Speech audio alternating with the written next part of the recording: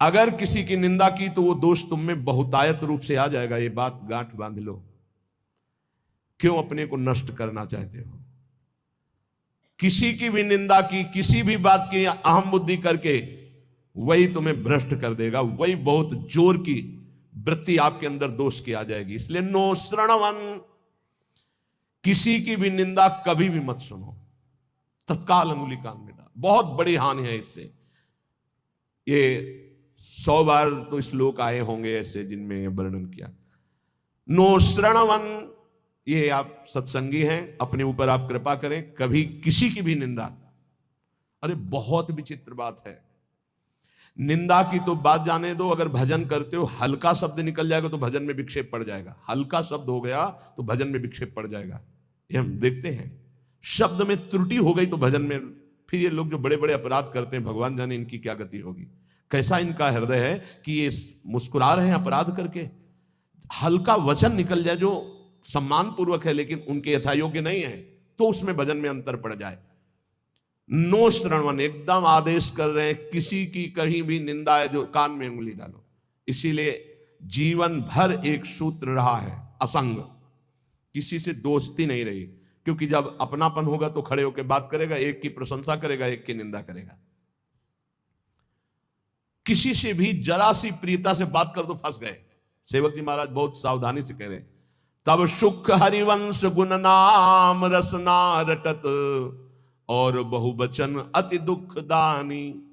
तभी सुख है जब हरिवंश के नाम और गुण को ये वाक इंद्री रटती रहे, ये रसेंद्री स्वाद लेती रहे, और कुछ बोले तो दुख दानी, निश्चित दुख में फंस जाओगे।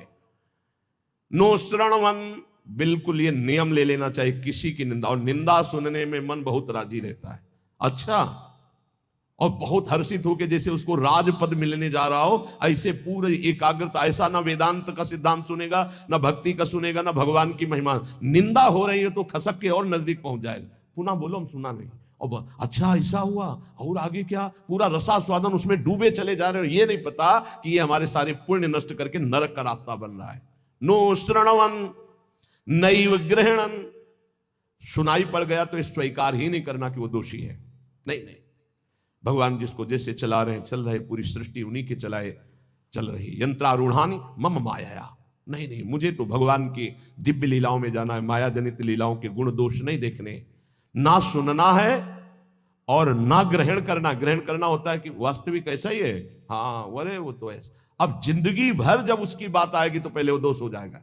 अच्छा, वो घृणास्पद भाव तुम्हें भगवत प्राप्ति कभी नहीं होने देगा। घोर पापी में, नीच में भी स्वाराध्य बुद्धिर मम, मेरे आराध्य राधा वल्लभ लाल विराजमान है, ये भाव रखना है। कर सकल तनुभृताम क्वापि दोषम गुणम वा, जितने भी शरीरधारी हैं किसी के ना दोष सुनना है ना ग्रहण करना है। वृंदावनस्थ सत्वान्यखिल गुरुधिया सन्नमन दंड पातई, ऐसे भजन बचता है। ऊपर वाली पंक्ति से भजन बचता है। परदोष दर्शन, परदोष वर्णन, परदोष श्रवण और परदोष चिंतन, इस सर्वनाश कर देता है। सर्वनाश सच्ची मानिए। किसी का भी उपहास कभी मत करना, कभी निंदा मत करना, कभी निंदा मत सुनना। नहीं, 100% आप लिख लो, कुछ दिनों में वो आपके ऊपर हावी होगा। किसी के प्रति भी दोष बहुत बहुत बहुत देखा है, बहुत बार देखा है। इसलिए कभी किसी के दोष न सुने, कभी ऐसा ना, नहीं तो फंस जाएगा, फंस जाएगा। और माया भगवती इतनी चतुर है कि जानने में नहीं आता कि मैं फंस रहा हूं, जानने में नहीं आता।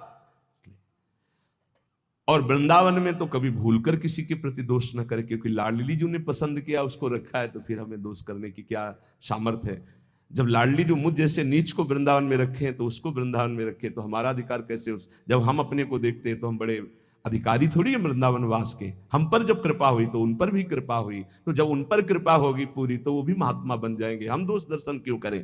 तो वृंदावनस्थ सत्वान्यखिल गुरुधिया सन्नमन दंड पातई, अगर वृंदावन के किसी भी वासी पर दोष दर्शन हो जाए तो प्रणाम दंड पाते।